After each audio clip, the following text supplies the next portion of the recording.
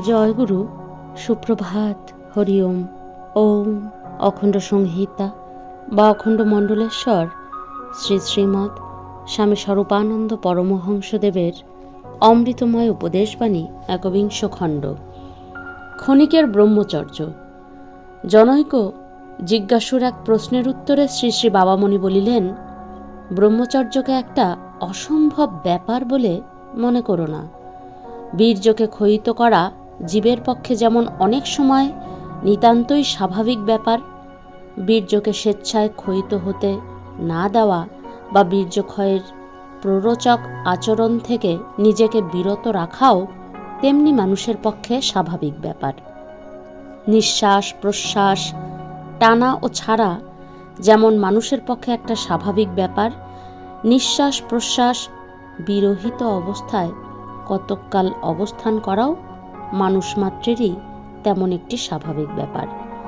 যে ব্যাপারটা স্বল্প সময়ের জন্য মানুষের পক্ষে স্বাভাবিক, সেই ব্যাপারটাকে দীর্ঘ সময়ের জন্য স্বাভাবিকে পরিণত করাটা অবশ্যই অভ্যাস সাপেক্ষ। এই অভ্যাস বা অনুশীলনের নামই সাধনা। সীমিত ব্রহ্মচর্য পালনে যে সমর্থ, সে ইচ্ছা করলে মানে সাধন করে গেলে সুদীর্ঘায়ত ব্রহ্মচর্য নিশ্চয়ই পালন করতে পারে। বলের অনুশীলনের ফলে আজকের দুর্বল ব্যক্তি 2-4 বছর পরে জ্যান্ত বাঘের সঙ্গে লড়াই করতে এবং জিতে যেতে সমর্থ হয়, অথবা বিরাটকায় হস্তিকে অনায়াসে বক্ষে ধারণ করে সবাইকে অবাক করে দিতে পারে।